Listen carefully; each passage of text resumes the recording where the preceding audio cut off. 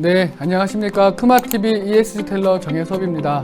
2022년 12월 달 마지막 달 국내 해외 ESG 트렌드 이슈픽을 시작하도록 하겠습니다. 이번 달에는 ESG 결산이라고 해서 국내 해외에서 많은 결산 부분이 많이 나왔는데요. 그 내용들을 하나하나 제가 정리를 해보았습니다. 먼저 국내 이슈입니다. 2023년 ESG 경영 확대가 될 것, 최우선 과제는 ESG 공시 대비라는 내용이 있고요. 2023년 재계에서는 ESG 경영 화두가 탄소 중립과 실천이라는 게 나왔습니다. 아무래도 2022년도에 환경이 되게 이슈가 되다 보니까 2023년에도 재계에서는 탄소 중립, 실천 등 환경적인 부분이 ESG 경영의 화두가 아닌가라고 생각이 듭니다. 세 번째는 ESG 정책 컨트롤 타워가 생긴다. 민간 합동 협의회를 가동하겠다라는 이제 정부 정책이 나왔는데요. 이는 ESG 전문 인력이 많이 부족하기 때문에 인력을 육성하겠다라는 내용이 주요 골자인 것 같습니다. 그리고 네 번째는 원전은 친환경이다라고 확정하면서 환경부에서 녹색 분류 체계 개정 지침이 공개가 되었습니다. 마지막으로 지속가능 경영 확산을 위해서 사업의 ESG 컨설팅을 지원하겠다라는 정부 정책 내용인데요. 자, 그럼 국내 이슈에 대해서 상세히 보도록 하겠습니다. 첫 번째, ESG 경영 확대될 것, 최우선 과제는 ESG 공시 대비라는 내용인데요. 국내 주요 기업 ESG 담당자와 전문가를 대상으로 환경 ESG에서 2023년 ESG 경영 전망을 물었습니다. 응답자의 64.6%가 내년에 ESG 경영이 올해보다 더 확대될 것이다 라고 전망을 했습니다. 인플레이션과 금리 인상에 따른 글로벌 경기 침체로 기업이 허리띠를 졸라매면서 ESG 경영의 흐름이 약화될 것이라는 예상을 깬 것인데요. ESG 경영이 내년에도 올해 수준을 유지할 것이다 라는 응답도 27.1%, 반대로 올해보다 축소가 될 것이다 라는 전망은 8.3%만 나왔습니다. 내년에 ESG 경영이 더 확대될 것이라고 보는 가장 큰 이유는 글로벌 규제 강화 때문이라고 나오는데요. 응답자의 71.1%가 ESG 경영 확대 이유는 공시 의무화와 탄소 국경세 등 글로벌 규제 강화로 뽑았습니다. 아리백 등 공급망 실사 등 고객사 요구 때문이라고 답한 비율도 50%가 되었습니다. 이어서 투자자 요구가 28.9%, 기후위기 약화가 10.5%로 나왔습니다. 반면 내년에 ESG 경영 축소를 예상한 가장 큰 이유는 글로벌 경기 침체로 뽑혔습니다. 현 정부의 정책 기조 때문이라는 응답도 25%가 나왔고요. 흥미롭게도 제시된 항목 중에 ESG 회의론이 있는데 ESG 회의론을 축소 이유로 든 응답자는 한 명도 없었다는 게 좀 흥미로웠던 내용인 것 같습니다. 내년 ESG 경영의 가장 큰 과제가 무엇이냐라는 물음에는 응답자 62.5%가 ESG 공시 대비로 꼽았습니다.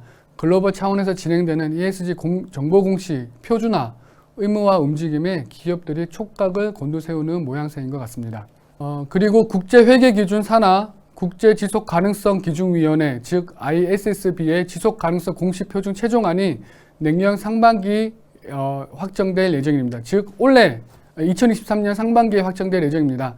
미 증권거래위원회와 EU 역시 내년부터 본격적인 공시 의무화를 위한 가이드라인 구축을 나설 예정이고요. 국내에서도 ESG 공시 의무화가 당장 시작되는 것은 아니지만 확정된 글로벌 규정에 맞춰 선제적 대응과 준비에 나서는 기업이 적지 않을 것으로 예상이 됩니다. 이어 공급망 ESG가 중요하다라는 응답도 41.7%였는데요.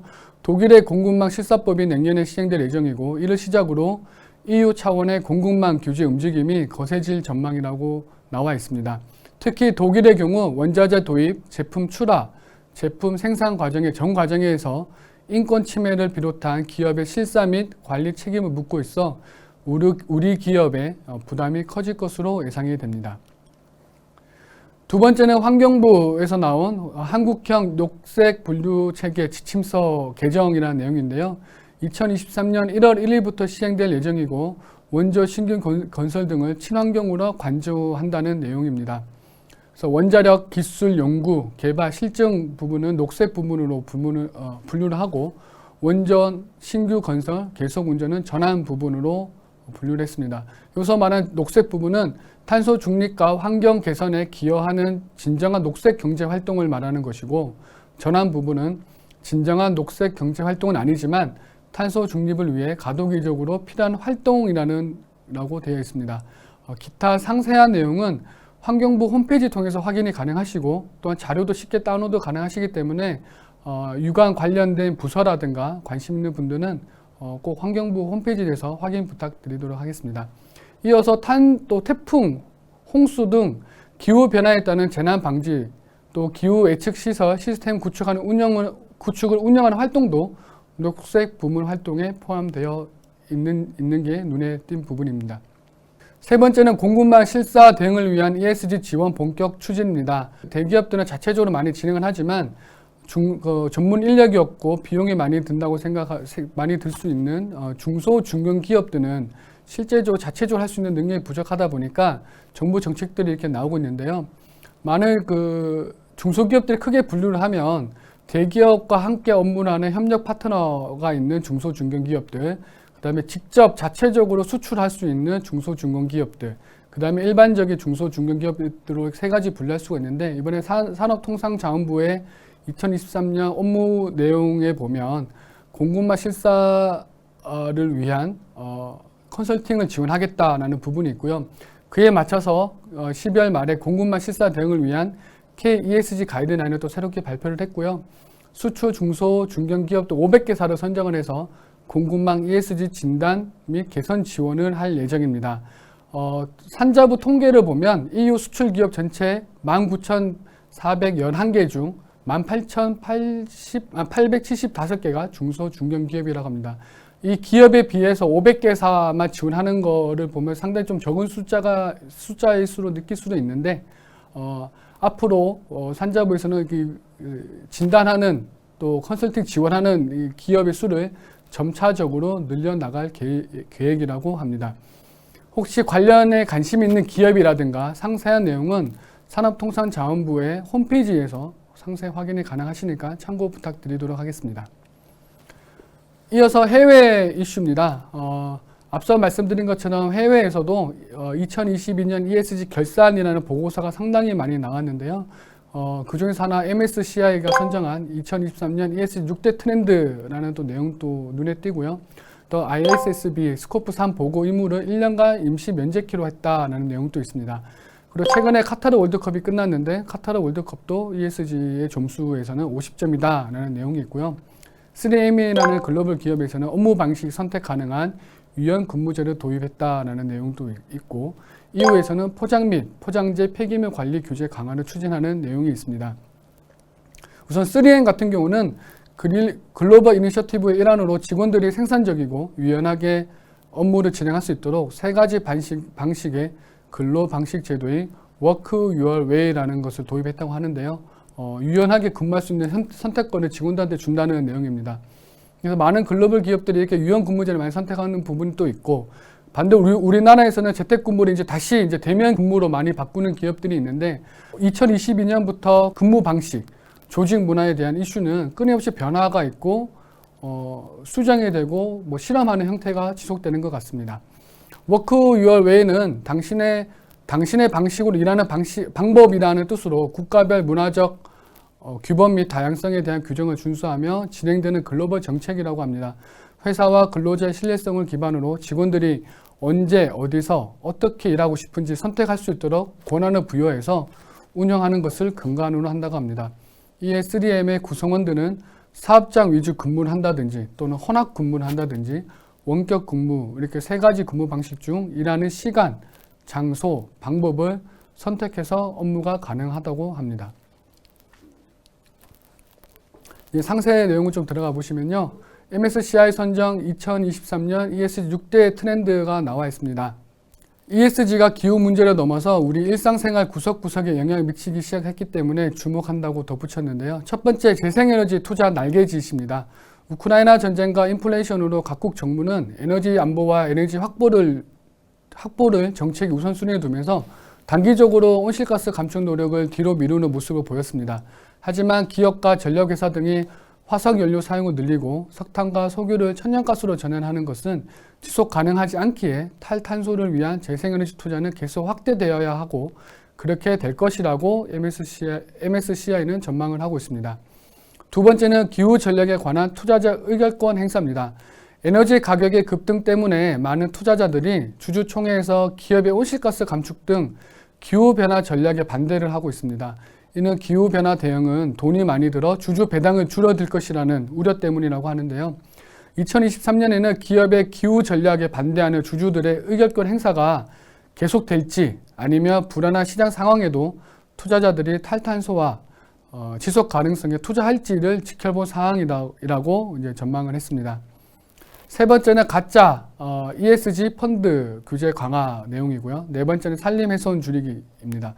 산림 훼손은 탄소 흡수 수단을 줄이는과 동시에 생물 다양성 파괴 주범이기에 기업들이 산림 훼손 위험 관련 실사와 공급망 모니터링을 개선할지 지켜봐야 한다고 명시가 되어 있습니다. 다섯 번째는 폐전자제품 재활용의 순환 경제인데요. 이유는 디지털 여권을 도입하는 등 순환 경제에 대해 강화된 정책 및 가이드라인을 제시를 하고 있습니다. 2023년에는 어느 기업이 순환 경제 실천 노력을 강화하는지 주시해야 한다고 보고서에는 명시가 되어 있고요. 여섯 번째는 모카 대체 섬유 개발입니다. 모카 재배는 물 소비와 토양 산성화 등 부정적 환경 영향이 심각해서 환경 친화적인 대체 섬유를 찾으려는 노력이 활발해지고 있는데요. 2023년에는 어떤 업체가 면화 재배와 면섬유 생산을 친환경적으로 개선하고 어떤 업체가 대체 섬유를 개발하는 혁신 역량을 발휘할지 주목된다고 이렇게 나와 있습니다. 기타로 제가 이제 영어로 된 원문을 보면서 주목하는 부분은 여성 이사가 한 명 이상인 회사가 여성 이사가 없는 기업보다 인적 자본 관리에서 높은 성과를 보였다는 통계 내용인데요.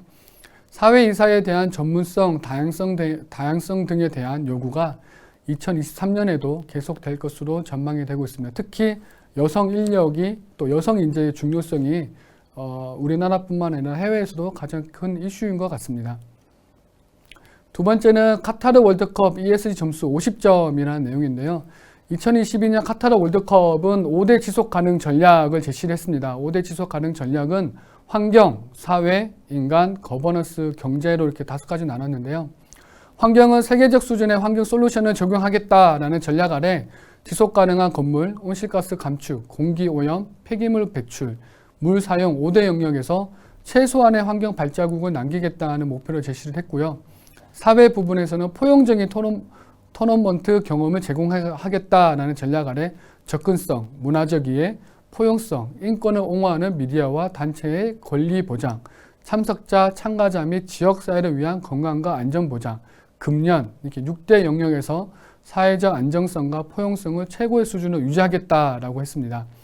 인간 영역에서는 인적 자본을 개발하고 노동자의 권리를 보호한다는 전략 아래 노동자의 생활과 환경, 노동자 고용, 인력 개발, 청소년 교육과 역량 강화 4대 영역에서 노동자의 안전 및 생활, 권리 보장 및 역량 개발에 힘쓰겠다라고 제시를 했고요. 거버넌스 영역에서는 좋은 거버넌스 및 윤리적 관행의 모범을 보여준다라는 전략 아래 투명성과 책임, 지속 가능한 조달, 규정 준수, 뇌물수수 금지 및 부패 방지 3대 영역에서 효과적이고 지속 가능하며 윤리적인 거버넌스를 운영하겠다라고 목표를 제시했습니다. 마지막 5번째 경제 영역에서는 경제 발전에 촉매작용을 하겠다라는 전략 아래 지역산업과 비즈니스 가치 사슬의 발전, 경기 후 지속적인 자산 활용, 인프라 및 서비스의 적용성 이렇게 3대 영역에서 국가 및 지역 경제의 발전과 지속 가능한 자원 사용을 하겠다라고 제시를 했습니다. 하지만 이렇게 제시와 다르게 많은 또 언론에서 많이 비판적인 내용이 있었는데요. 열악한 환경 속에서 즉 섭씨 40도가 넘는 기온 또는 물 부족, 모래바람, 열악한 숙소, 또 빈약한 의료 서비스 등 또 인도, 네팔, 방글라데시 등 외국인 근로자들이 불공정한 저임금 형태가 많았다고 하고요. 또 외국인 노동자가 경기장을 건설하면서 통계적 밝혀지는 것은 없지만 언론사들이 얘기하는 것은 약 한 6,500명 정도가 경기장 건설하면서 사망을 했다라는 부분도 많이 지적이 됐었고요. 또 더운 날씨 속 경기장 안에 에어컨이 설치되어 있지만 러시아 월드컵이 배출한 180만 톤보다 약 2배가 많은 360만 톤의 탄소 배출량을 기록해서 탄소 배출량이 가장 많은 월드컵이다라고 해외 언론에서는 또 지적을 했습니다. 그리고 우리나라와 브라질 16강전이 열린 974 경기장은 974개의 컨테이너 박스를 활용해서 만든 경기장인데 경기장의 재활용 가능성에 대한 물음에 대해서도 건축가들의 반응은 냉담했다고 합니다. 네, 마지막 세 번째 내용인데요. 2030년부터 재사용, 재활용 가능한 포장재만 판매, 사용 가능하다라는 내용입니다. EU 집행위에 따르면 EU 시민 1인당 연평균 180kg의 포장재 폐기물이 발생하고 있으며 지난 10년간 포장재 폐기물은 20% 이상 급증해서 원자재 소비에도 영향을 끼치고 있다고 합니다. EU 역내 플라스틱 원자재 40%, 제지 원재료 50%가 포장재 생산에 사용되고 있어 자원 효율화 필요성이 대두되는 상황에서 특별한 조치가 없다면 2030년까지 포장재 폐기물량은 19% 추가로 증가할 것이라고 이제 예측을 하면서 EU 집행위원회는 포장 및 포장재 폐기물 규정을 통해서 EU 시민 1명당 발생하는 포장재 폐기물을 2040년까지 단계적으로 감축하는 목표로 최초로 부여를 했습니다. 이를 위해서 재사용 가능한 포장재 사용 촉진, 과도한 포장 제한, 불필요한 포장 최소화, 포장재 재활용 표시 EU 공통 라벨 채택으로 포장재 재사용 및 재활용을 증대하고 여기에 자원 의존도를 낮추는 한편 현지 기업들의 재활용 관련 신규 사업 기획을 제공할 수 있을 것으로 예측을 했습니다.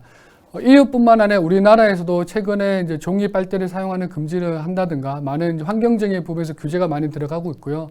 또 많은 택배 회사들이 이제 종이 택배라든가 이제 환경적으로 재활용 가능할 수 있는 것을 많이 바뀌고 있는데 이 부분은 아직까지는 우리나라에서는 권고 사항이 많습니다. 하지만 이제 유럽이라든가 이제 다른 선진국들은 이제 법제화를 함으로써 이제 또 개인적인 목표로 또 주용하는 형태로 많이 가고 있어서 이를 좀 주시를 해야 될 것 같고요.